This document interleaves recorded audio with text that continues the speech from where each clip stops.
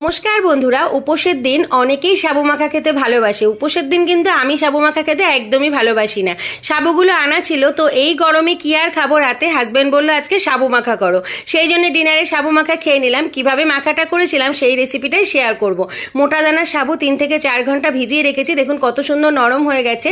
তারপরে 3খানা কলা আমি ভালো করে চটকিয়ে নিয়েছি। পাত্রটা ছোট হয়ে গেছিলো বলে আমি একটা বড় পাত্রে ঢেলে দিলাম, তার মধ্যে সাবুগুলোও দিয়ে দিয়েছি।